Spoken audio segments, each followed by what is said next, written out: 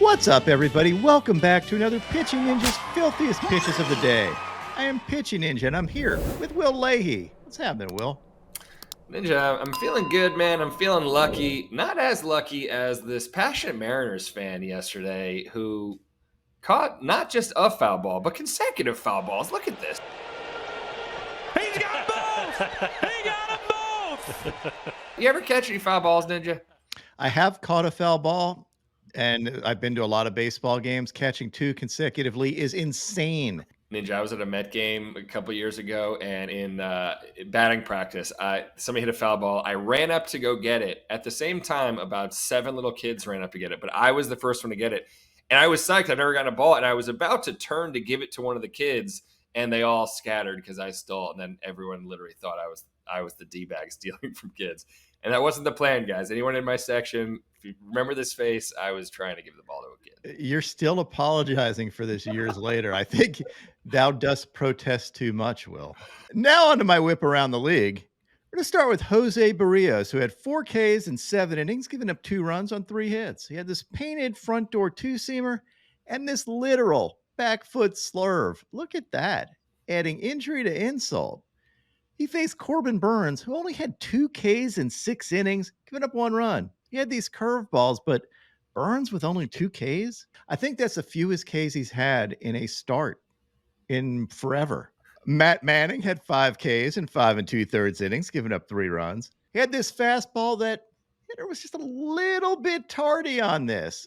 I mean, I don't know if this technically is a sword or not, according to the newly defined rules, but You're kind of the czar here, Ninja. Do you give it a sword? I don't have any idea because I believe this was a called strike that he just followed through on, or he wanted to avoid doing polls after the game because the manager said, you go down looking, you're running polls till you puke.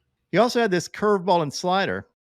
He faced Sixto Sanchez, who had 2 Ks in 4 2/3 innings, giving up 3 runs, none of them earned, and had this elevated cutter. Does he actually have 6 toes? Reports have confirmed that Sixto does actually have 6 toes. On 1 foot, or is this 6? 3 on each. Sean Manaea had 6 Ks in 6 innings, giving up 1 run. He had these fastballs and sliders. And I love this where Nito brushed Harper back from the plate for him by beating him in the helmet. Somebody's got to do it. Hey, you got to love just standing there and getting domed by the catcher. He faced Christopher Sanchez, who had 5 Ks in 5 2/3 innings, giving up 3 runs. He had this dirty slider. Sanchez also got out of this bases-loaded jam with a kind of pseudo-immaculate inning. Maybe this is an immaculate Houdini act because he had 9 pitches, 3 Ks to get out of a bases-loaded jam. That's impressive. That's a clean Sanchez.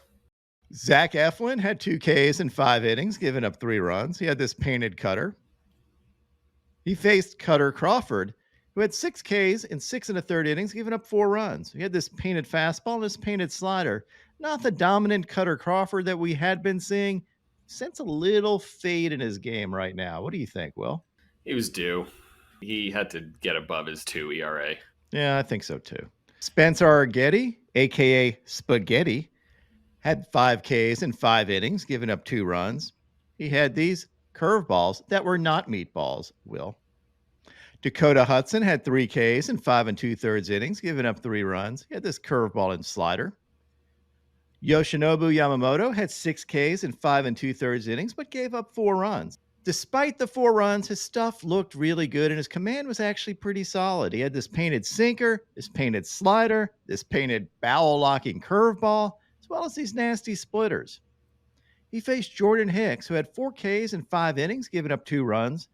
Hicks had these sinkers and these wicked splitters, as well as these sweepers, and got absolutely fired up. You don't see Jordan Hicks get fired up all that much, but here he is. George the Animal Kirby had 6 Ks in 7 scoreless innings, giving up 3 hits. And how many walks, Will, if it's George Kirby? 0. 0 walks. He had good command of his fastball and threw this absolute hammer curveball. He faced Brady Singer, who had 6 Ks in 5 innings, giving up 4 runs, and had this painted sinker and these sliders. Graham Ashcraft had 3 Ks in 4 innings, giving up 3 runs. Not very efficient of Ashcraft. He had 94 pitches through 4 innings. Did have this absolutely wicked two-seamer at 97 miles an hour. Look at this thing. That is filthy, as well as this slider for a sword. He faced Jordan Montgomery, who had 7 Ks in 5 1/3 innings, giving up 3 runs. Montgomery had this fastball, this curveball for a sword, as well as a slider. Jose Soriano was outstanding yesterday with 6 Ks and 5 1/3 scoreless innings, giving up 2 hits. And I've been on this guy for a while now, but his stuff is ridiculous for a starter. I mean, look at this stuff. 101 mile an hour fastballs, these wicked knuckle curves. Pay attention to Jose Soriano. He's demanding that you pay attention to him. This stuff is nasty. I know he plays for the Angels and nobody watches these games, but he's a reason to watch him.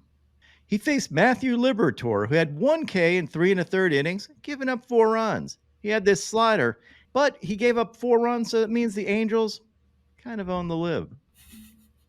Tanner Bybee had 4 Ks in 5 1/3 scoreless innings. He had these change-ups and slider. He faced Michael Lorenzen, who had 4 Ks in 7 scoreless innings, giving up only 1 hit. Lorenzen's stuff wasn't that flashy. He did have this painted fastball, though, and was just successful. Great outing. Mitch Keller had 7 Ks in 6 scoreless innings. He had these fastballs, cutters, and sweepers that had up to 19 inches of break. He faced Colin Ray, who had 5 Ks in 6 innings, giving up 3 runs. He had this painted fastball, this sweeper that was a little low, and this splitter. My pitching matchup of the day was Ronaldo Lopez versus Shota Imanaga, and it did not disappoint. Although it kind of disappointed me because Ronaldo Lopez had 4 Ks in 5 scoreless innings, giving up 2 hits.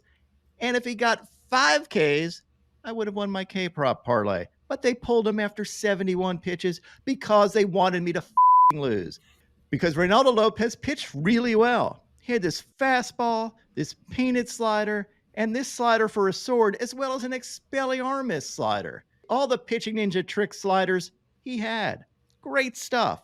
And he faced Shota Imanaga, who had 8 Ks and 5 scoreless innings, was brilliant again. These elevated fastballs, these wicked splitters, and look at this nasty sweeper he threw. I also love this from Shota, where he decides that if I stare at this long enough, I can convince the umpire to call this a strike. Love the mentality. It didn't work, but it might work sometime. You never know. Little mind meld action from Shota. Now on to my filthiest relievers. Brian Abreu had this elevated fastball and slider. Jason Adam had this elevated fastball and sliders. Garrett Clevenger had this sweeper and painted fastball. Camilo Doval had this heat, and I've noticed a little uptick in his velo. It's filthy. Jason Foley had this painted sinker and slider. Jimmy Garcia had these sliders and changeup.